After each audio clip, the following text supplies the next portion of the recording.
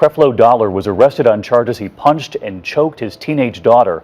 And as Dan Harris reports tonight, the pastor was back before his congregation preaching and pushing back. When Creflo Dollar first held a worship service in an elementary school cafeteria back in 1986, only 8 people showed up to hear his message. But within just a few years, this charismatic preacher from Atlanta would build one of America's largest megachurches and amass a personal fortune that included private jets, luxury mansions, and expensive cars. How did a man who started with such humble beginnings become one of the wealthiest and most criticized religious leaders in America? And why did some of his most loyal followers eventually turn against him?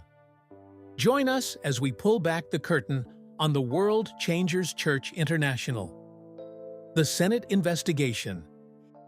In 2007, Senator Chuck Grassley from Iowa started an investigation that surprised many people in American televangelism.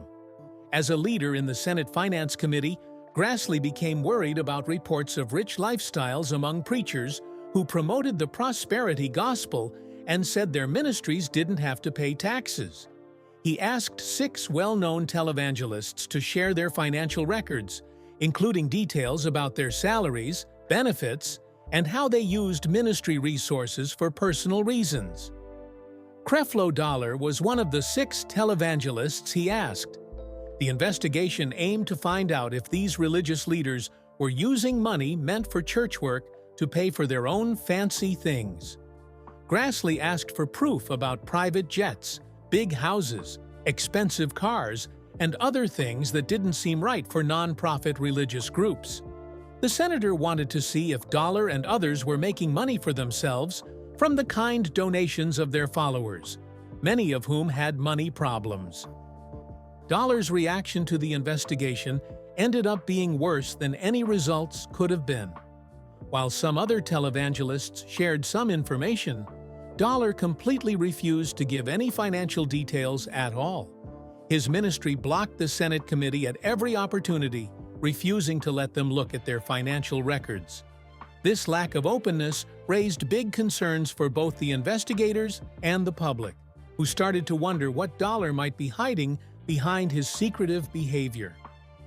Creflo Dollar's refusal to share financial information would have lasting effects.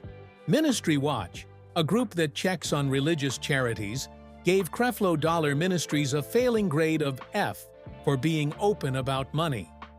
They pointed out that Dollar wouldn't say how much he made and didn't allow outside checks of his finances, which made it hard for donors to see how their money was being used. Although the Senate investigation ended without any criminal charges, Dollar's reputation was hurt, and people would always have questions about his money. But the questions about money were only the beginning, because Dollar's personal life was about to explode into a scandal that would make headlines around the world: the arrest that shocked his congregation. On June 8, 2012, at approximately 1 o'clock in the morning, Fayette County Police received a 911 call that would change everything for Creflo Dollar. The voice on the other end belonged to his 15-year-old daughter, and she was calling to report that her father had physically attacked her. By the time officers arrived at the Dollar family mansion in Fayetteville, Georgia, they found a situation that contradicted everything the prosperity preacher had publicly represented about Christian family values. According to the police report, the incident began when Dollar's teenage daughter asked permission to attend a party with friends. When her father refused, an argument erupted that quickly escalated beyond mere words. The daughter alleged that Dollar became enraged, threw her to the ground, choked her, punched her, and even hit her with his shoe during the confrontation. When responding officers examined the girl, they noticed scratches and marks on her neck near her throat. Injuries she claimed came directly from her father's hands during the attack. Dollar's version of events painted a different picture, though it still admitted to physical contact. He told investigators that his daughter had become very disrespectful when he denied her permission to attend the party, and he claimed he was merely trying to restrain her when things got physical. Dollar said the girl had struck him first, which prompted him to defend himself through what he described as spanking and wrestling her to the floor. His older daughter, who was present during the incident, corroborated her sister's account rather than their father's explanation. The 50-year-old pastor was arrested and charged with simple battery, cruelty to children, and family violence, spending several hours in custody before posting bail. Just 2 days later, Dollar appeared in his pulpit before a packed house at World Changers Church International, telling his congregation that all is well in the Dollar household and blaming the devil for trying to discredit his ministry. He downplayed the incident as a family conversation that simply got emotional, claiming that the mark on his daughter's neck was actually a scar from a pre-existing skin condition rather than evidence of violence. The charges were eventually dropped in January 2013 after Dollar completed anger management classes. But the incident left permanent questions about what really happened behind closed doors in the Dollar home.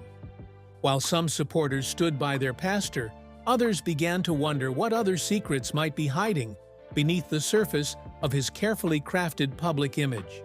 The lavish lifestyle that contradicted his message.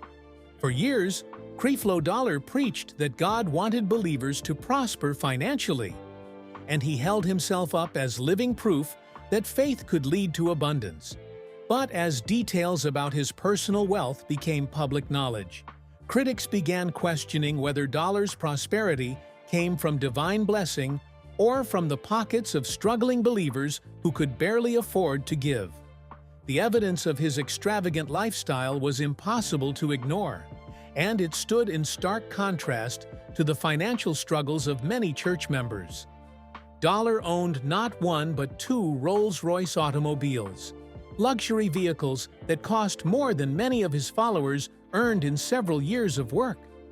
His real estate portfolio was equally impressive and troubling, including a mansion in Atlanta worth over $1 million and a home in Demarest, New Jersey, valued at $2.5 million.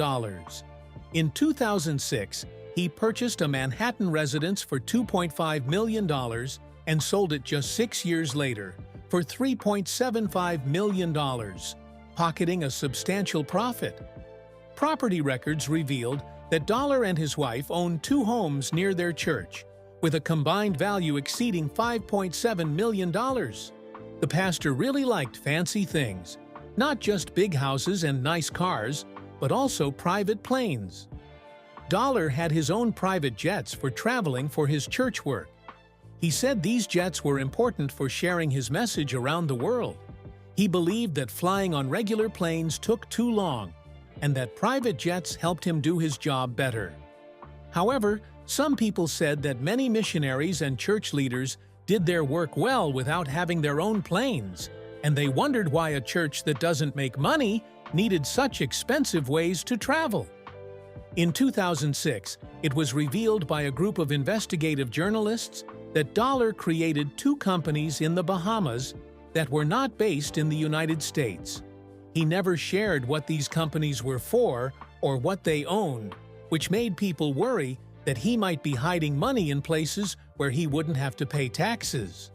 The mix of fancy cars, big houses, private jets, and secret bank accounts made it seem like he was a religious leader with a lot of money, much more than what you would expect from someone who says they are helping people in need.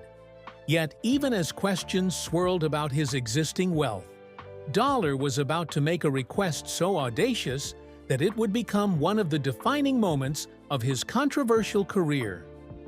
The $65 million jet scandal. In May 2015, Creflo Dollar made an announcement from his pulpit that would instantly become one of the most notorious moments in American televangelism history. He told his congregation that God had placed it on his heart to acquire a brand new Gulfstream G650 jet, one of the most expensive private aircraft in the world, with a price tag of $65 million. To make this divine vision a reality, Dollar asked his ministry's approximately 200,000 members worldwide to each donate $300, which would theoretically cover the cost of the luxury plane. The request came after Dollar lost his previous Gulfstream aircraft in November 2014 when the plane ran off the runway during takeoff at London Biggin Hill Airport. Although no one was injured in the incident, investigators determined that the pilot had mistaken lights marking the edge of the runway for the center line, causing the aircraft to be damaged beyond economical repair. Rather than choosing a more modest replacement or relying on commercial flights as most religious leaders do, Dollar decided this was the perfect opportunity to upgrade to an even more expensive model. Dollar defended his fundraising campaign by emphasizing the jet's capabilities and the demands of his international ministry schedule. The Gulfstream G650 comes equipped with 2 Rolls-Royce engines, high-speed internet, 2 multi-channel satellites, and the ability to fly non-stop from New York to Los Angeles in just 4.5 hours. Dollar argued that such a plane would allow him to travel more efficiently to spread the gospel message around the world without the delays and inconveniences of commercial aviation. The public reaction was swift and overwhelmingly negative. News outlets across the country picked up the story, with commentators expressing disbelief that a religious leader would ask his followers for such an enormous sum to purchase a luxury item. Social media exploded with criticism, as people pointed out that $65 million could feed countless hungry people, build schools and hospitals in impoverished areas, or fund missionary work that would actually help those in need. The optics were particularly bad, given that many of Dollar's followers were low-income individuals who had been taught that generous giving to the ministry would result in their own financial breakthrough. When confronted by critics, Dollar remained defiant. In a subsequent sermon, he declared, "If I want to believe God for a $65 million plane, you cannot stop me.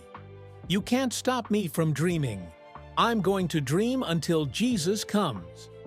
His unapologetic stance only intensified the controversy and reinforced the perception that Dollar cared more about personal luxury than the welfare of his congregation. Eventually, due to the overwhelming negative publicity, the fundraising campaign was quietly discontinued, though Dollar never publicly apologized for making the request in the first place. But just when it seemed Dollar's reputation couldn't sink any lower, investigators uncovered another layer of financial controversy that dated back years: the honor-giving system. While Creflo Dollar would eventually renounce his teachings on tithing, for decades he built his ministry empire on a financial system that critics described as manipulative and exploitative. Dollar preached a concept called honor-giving, which functioned similarly to traditional tithing, but with an added emphasis on giving beyond the standard 10% to show honor and respect to God and to church leadership. This system encouraged believers to give sacrificially, even when they could barely afford to pay their own bills. The prosperity gospel that Dollar preached created a transactional relationship between believers and God, where financial donations were portrayed as seeds that would inevitably grow into abundant harvests of blessing. He taught that the more money people gave to the ministry, the more financial blessings they could expect to receive in return. This message proved particularly appealing to low-income worshipers who desperately hoped that their circumstances would improve, and many gave generously despite struggling to make ends meet. Critics argued that Dollar was essentially enriching himself on the backs of credulous, lower-income worshipers who couldn't afford the money they were giving. Investigative reports revealed stories of church members who gave their last dollars to the ministry while facing eviction, utility shutoffs, and food insecurity. They had been taught that their breakthrough would come if they just had enough faith to give, even when giving meant putting themselves and their families at risk. The psychological pressure to give was reinforced week after week from the pulpit, where Dollar and other church leaders emphasized that failing to give generously might indicate a lack of faith, or could even prevent God's blessings from flowing into a person's life. Some former members reported feeling guilty when they couldn't contribute as much as the church encouraged, as if their poverty was somehow their own fault for not having sufficient faith. The system created a cycle where the poorest members felt obligated to give money they didn't have in hopes of escaping poverty. For years, Dollar sold books, videos, and teaching materials that reinforced these ideas about tithing and giving. His ministry generated substantial revenue not only from donations, but also from the sale of these resources, which taught believers that financial giving was a biblical mandate and a pathway to prosperity. The products promised to reveal secrets of biblical prosperity and financial breakthrough, and thousands of believers purchased them eagerly, hoping to unlock the keys to their own economic success. This financial teaching system would remain in place for decades until a shocking moment of conscience finally forced Dollar to confront what he had been preaching all along. The public confession. On June 26, 2022, Creflo Dollar went to his church, World Changers Church International, and gave a surprising sermon.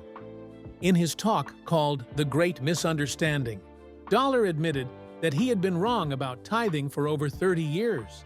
He told the shocked people in the audience that he was mistaken when he said that Christians had to give 10% of their money to the church, and that this idea was not backed by the New Testament in the Bible. Dollar began his speech by sharing how he has changed and learned over the years. He explained that he didn't really get the Bible until he discovered what he called the gospel of grace. This idea helped him understand that Christians should live under grace instead of following the Old Testament rules. He talked about a verse from Romans 6:14, which says that believers are not under the law, but under grace. He used this verse to show that the Old Testament rule about giving 10% of their money, known as tithing, no longer applies to Christians today. Creflo Dollar's admission was a big change from what he had taught before. He told his church members to get rid of all the books, tapes, and videos he had made about tithing, which meant asking them to throw away things they had paid for. Dollar recognized that some people in the Old Testament used the 10% rule as a must for Christians, but he now said that this was not correct.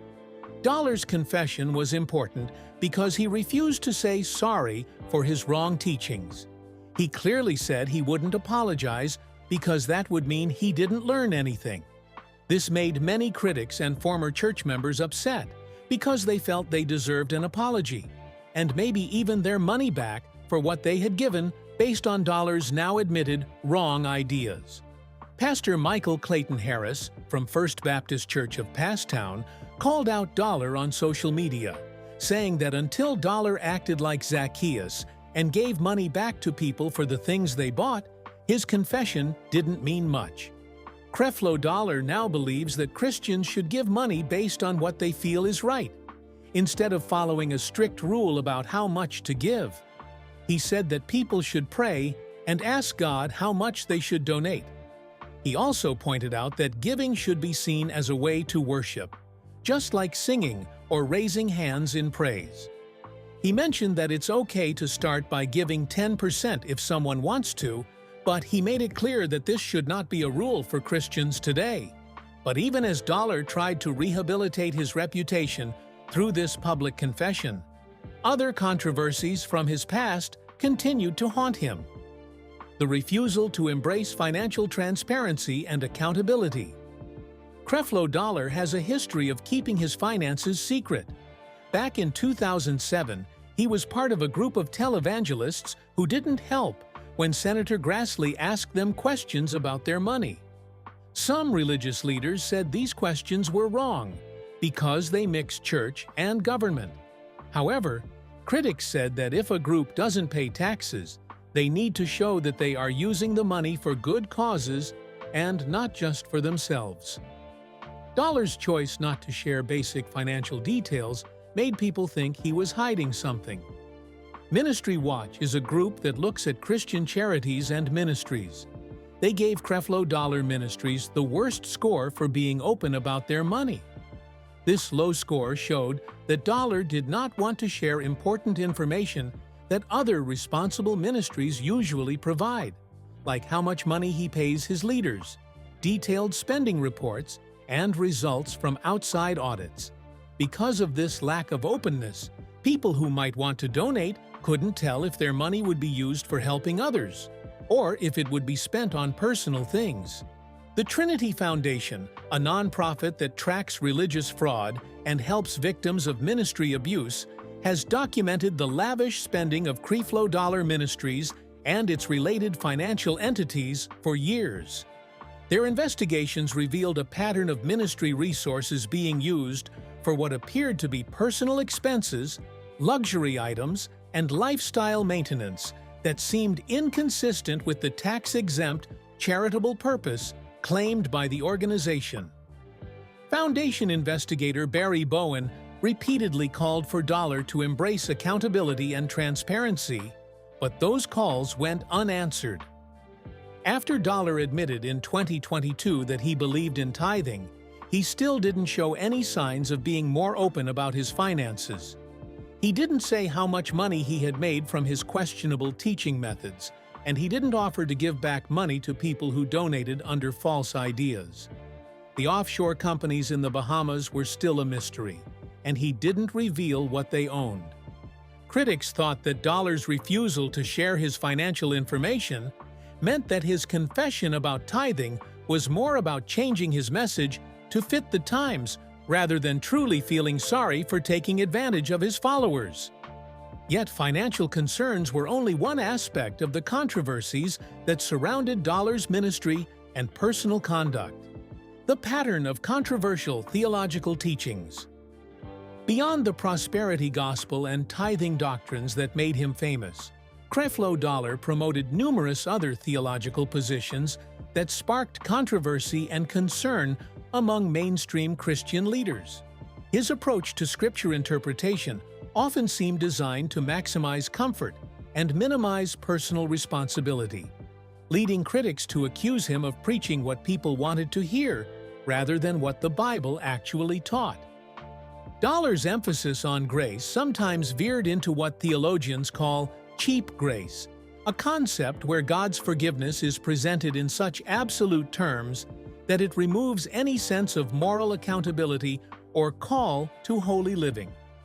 Some of Dollar's sermons suggested that because Christians live under grace rather than law, their actions and behaviors don't really matter as long as they have faith. This teaching troubled many, who believed that genuine faith should produce transformation and changed behavior, not merely provide a free pass to continue living without ethical constraints. His teachings on prosperity went beyond simple encouragement about God's provision to suggest that poverty itself might be a sign of insufficient faith or spiritual deficiency. This perspective placed an enormous psychological burden on struggling believers, who were made to feel that their financial difficulties were somehow their own fault for not believing strongly enough or giving generously enough.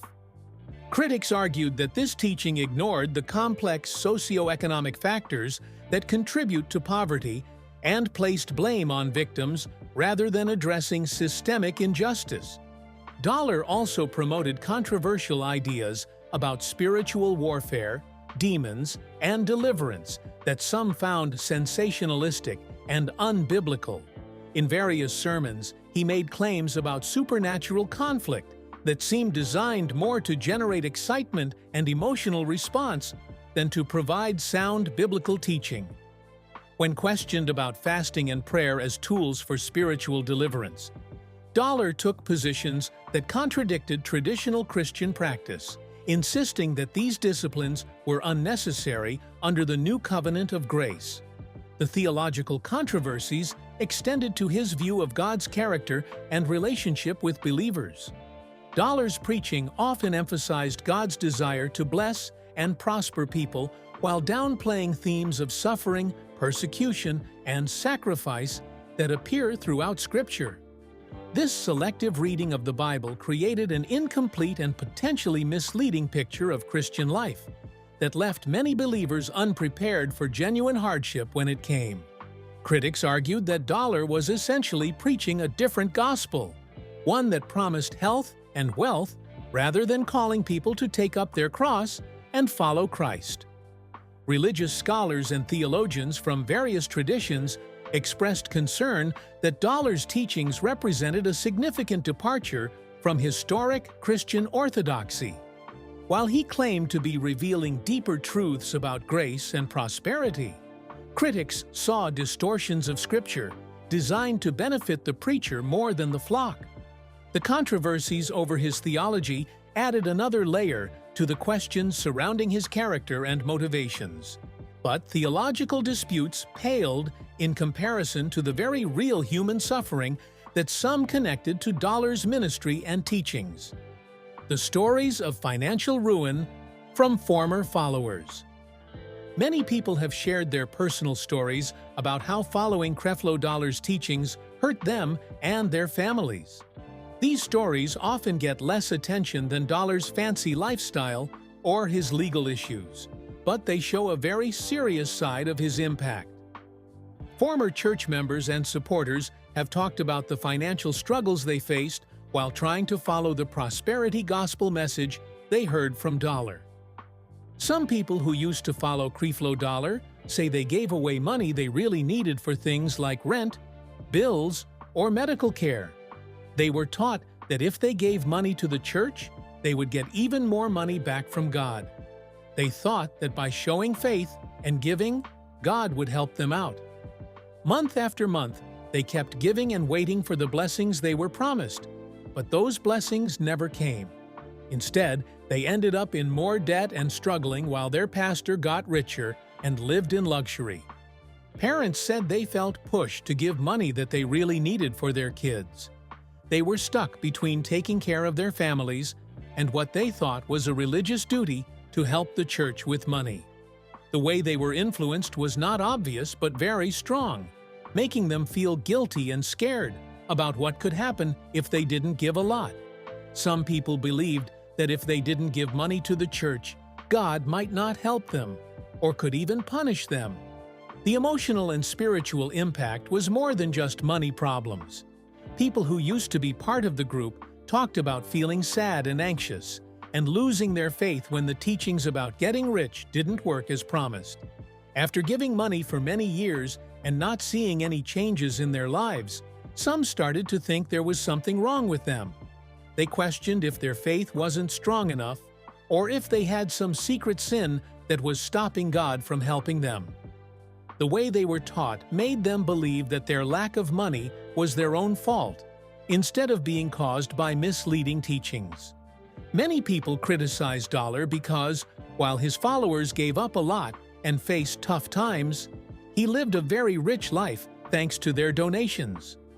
The big difference between his fancy lifestyle and the struggles of his church members seemed to go against what he taught about God wanting to help people with money.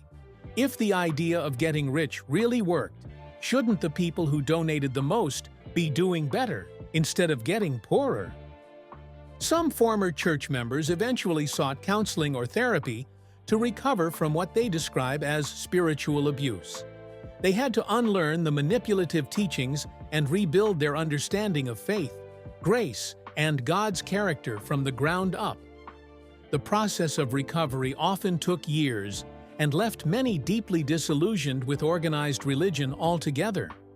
For these individuals, Creflo Dollar's legacy isn't measured in television ratings or book sales, but in broken lives and shattered faith. Yet even as these personal stories emerged, Dollar continued his ministry largely unchanged, still preaching to thousands and maintaining his influential platform. The unanswered questions about where all the money went. The biggest problem with Creflo Dollar isn't just one event, but a big question that connects all the issues. Where did all the money go? For over 30 years, Dollar created a worldwide ministry that got donations from many followers. He sold books, videos, and teaching materials. He held conferences and speaking events. He was on TV shows that reached millions of people. The amount of money that went through his ministry must have been huge, but there has never been a clear explanation of how that money was spent. The numbers simply don't add up in ways that make sense for a legitimate charitable organization. If World Changers Church International serves 30,000 members, and if even a fraction of those members gave consistently, according to Dollar's former teachings about tithing and honor giving, the annual revenue should have been massive. Where did that money go? How much went to salaries and benefits for Dollar and his family members? How much funded the private jets and luxury homes? How much was actually spent on feeding the hungry, helping the poor, or supporting missionary work? Former financial investigators and ministry watchdog organizations have attempted to piece together the puzzle, but Dollar's refusal to cooperate or disclose information has made comprehensive analysis impossible. The offshore entities particularly trouble investigators, as these types of structures are often used to hide assets and income from tax authorities and public scrutiny. Without access to records, no one can say definitively whether Dollar used these entities for legitimate ministry purposes or for personal financial gain. What is really concerning is what the lack of transparency shows about Dollar's values and personality. Real charities and ministries know that donors have the right to see how their money is spent, so they willingly share clear financial reports, audit results, and information about how much their leaders are paid. After Dollar admitted in 2022 that his teachings about tithing were wrong, he didn't try to fix things or be open about his finances. He did not give back money to people who donated based on his false teachings. He also did not say how much money he collected through the old system that people no longer trust, or what he did with that money. Instead, he just continued with a new way of thinking about religion while still being secretive about money, just like he had always been in his ministry. Many former followers gave a lot of money and faced financial problems because of it. Now, they have many questions about where that money went, which feels like a big betrayal. They trusted that their donations would help spread the message of their faith and assist those in need. Instead, it looks like their money was used to support a wealthy lifestyle for a man who talked about success, while many of his followers were living in poverty. Which of these scandals troubles you the most? Do you believe religious leaders should be required to maintain financial transparency as a condition of tax-exempt status? Should Dollar have offered refunds to people who purchased materials based on teachings he now says were incorrect? Share your thoughts with us in the comments section. Remember to like, share, and subscribe for more. Also, click the next video showing on your screen. You will enjoy it.